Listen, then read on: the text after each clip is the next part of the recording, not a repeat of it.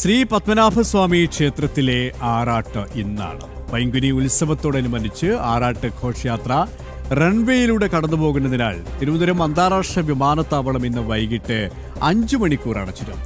ശംഖുമുഖത്താണ് ആചാരപരമായ ആറാട്ട് നടക്കുന്നത്.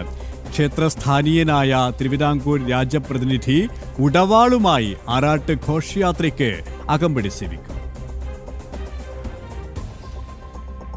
ശ്രീപത്മനാഭസ്വാമി ക്ഷേത്രത്തിലെ പൈങ്കുനി ഉത്സവം ശംഖുമുഖത്ത് നടക്കുന്ന ആറാട്ടോടെ ഇന്ന് കൊടിയിറങ്ങുകയാണ്. പൈങ്കുനി ഉത്സവത്തിന്റെ പ്രധാന ചടങ്ങുകളിലൊന്നായ പള്ളിവേട്ട ഇന്നലെ നടന്നു. പൈങ്കുനി ഉത്സവത്തോടനുബന്ധിച്ച് ശ്രീപത്മനാഭസ്വാമി ക്ഷേത്രത്തിലെ ആറാട്ട് ഇന്ന് നടക്കും. ശംഖുമുഖം കടലിലെ ആറാട്ടുകടവിൽ വൈകിട്ടോടെയാണ് ആചാരപരമായ ചടങ്ങുകൾ നടക്കുന്നത്.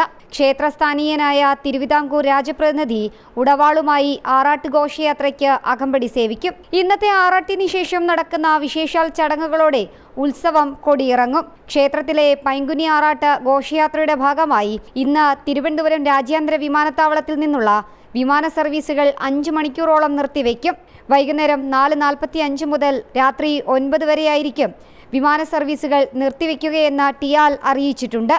വിമാനങ്ങളുടെ പുതുക്കിയ സമയം അതത് വിമാന കമ്പനികളിൽ ലഭ്യമാണ്. ജനം, തിരുവനന്തപുരം.